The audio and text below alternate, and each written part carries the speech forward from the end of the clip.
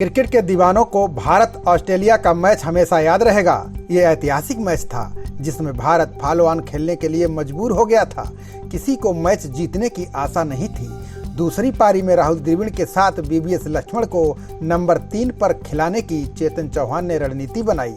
उस समय चेतन चौहान टीम में मैनेजर थे। चेतन चौहान की शानदार रणनीति का असर ये रहा कि भारत ने सौरव गांगुली की कप्तानी में ऑस्ट्रेलियाई टीम का टेस्ट विजयी रथ कोलकाता में रोक दिया। लक्ष्मण ने 281 रनों की ऐतिहासिक पारी खेली। हम इस मैच को इसलिए याद कर रहे हैं क्योंकि चेतन चौहान आज हमारे बीच नहीं है। कोरोना से जूझ रहे चेतन हम सभी को छोड़कर चले गए। इस वीडियो में हम आपको चेतन चौहान से जुड़े कई किस्सों और कहानियों से रूबरू कराएंगे। हम आपको बताएंगे कि कैसे एक शानदार क्रिकेटर ने राजनीति की राह पकड़ी और जल्द ही उत्तर प्रदेश सरकार में कैबिनेट मंत्री बन गए। उत्तर प्रदेश सरकार में कैबिनेट मंत्री चेतन चौहान का 73 वर्ष की उम्र में निधन हो गया। वे कोरोना से पीड़ित थे। चेतन चौहान का निधन कार्डियक अरेस्ट के कारण हुआ। गुरुग्राम के मेदांता अस्पताल में उनका इलाज चल रहा था। एक दिन पहले ही तबीयत और बिगड़ गई थी। उनकी किडनी फेल हो चुकी थी, जिसके कारण उन्हें लाइफ सपोर्ट सिस्टम पर रखा गया था। 12 जुलाई को चेतन चौहान की कोरोना वायरस रिपोर्ट पॉजिटिव आई थी, जिसके बाद उन्हें लखनऊ के पीजीआई में भर्ती कराया गया था। चेतन चौहान के निधन पर पीएम मोदी, अमित शाह, सीएम योगी समेत कई नेताओं ने संवेदना जताई है। आज उनका अंतिम संस्कार गढ़मुक्तेश्वर में किया गया। प्रधानमंत्री नरेंद्र मोदी ने ट्वीट कर श्रद्धांजलि दी।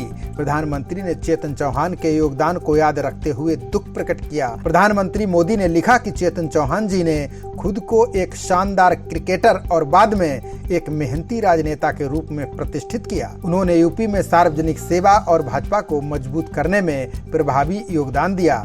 केंद्रीय गृह मंत्री अमित शाह ने चौहान को श्रद्धांजलि दी। उन्होंने लिखा कि उनका निधन भारतीय राजनीति और क्रिकेट के लिए बहुत बड़ी क्षति है। सीएम योगी ने चेतन चौहान को शानदार राजनेता बताया। चेतन चौहान का पूरा नाम चेतन प्रताप सिंह चौहान था। इनका जन्म उत्तर प्रदेश के बरेली में 21 जुलाई 1947 को हुआ था। इन्होंने ज्यादातर क्रिकेट मैच 1970 के दशक में पूर्व क्रिकेट खिलाड़ी सुनील गावस्कर के साथ पारी की शुरुआत करते हुए खेले। चेतन ने भारतीय क्रिकेट टीम के लिए 40 टेस्ट क्रिकेट मैच खेले। इसके अलावा चेतन चौहान ने 7 एक दिवसीय मुकाबलों में भी भारत का प्रतिनिधित्व किया। टेस्ट मुकाबलों में चेतन चौहान के नाम 2084 रन दर्ज हैं। टेस्ट मैचों में उनका सर्वोच्च स्कोर 97 रन है। कपिल देव के नेतृत्व में 1983 में विश्व कप जीतने वाली टीम का हिस्सा भी चेतन चौहान रहे।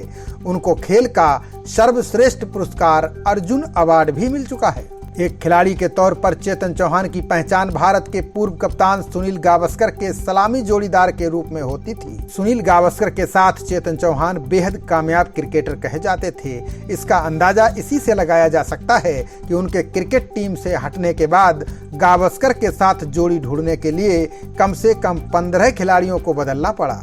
16वें खिलाड़ी के रूप में श्रीकांत के साथ गावस्कर की जोड़ी जमी। सुनील गावस्कर के साथ ऑस्ट्रेलिया के तेज गेंदबाज डेनिस लिली से जुड़ा विवादित किस्सा हमेशा याद किया जाता है। सुनील गावस्कर ने एक इंटरव्यू में कहा था कि अगर मराठा होने के नाते उनका खून गर्म था तो दूसरे छोर पर चेतन चौहान भी राजपूत थे। वे किसी भी गेंदबाज के छक्के छुड़ा सकते हैं। डेनिस लिली के आंख दिखाने पर चेतन चौहान ने इस मैच में ऑस्ट्रेलिया में ही लिली की गेंदों पर लगातार 4 चौके जड़े थे। चेतन चौहान भले ही कोई टेस्ट शतक नहीं लगा सके, लेकिन एक सलामी बल्लेबाज के तौर पर उन्होंने सुनील गावस्कर के साथ सबसे अधिक शतकीय साझेदारी की। चेतन चौहान और सुनील गावस्कर ने इंग्लैंड के खिलाफ ओवल में यादगार दोहरी शतकीय साझेदारी की, जिसके बाद भारत जीत के करीब पहुंचा। दिल्ली रणजी टीम में चेतन चौहान मैच विजेता खिलाड़ी रहे। उनको याद करते हुए साथी खिलाड़ी मदन लाल कहते हैं कि चेतन चौहान बड़े ही मृदुभाषी थे।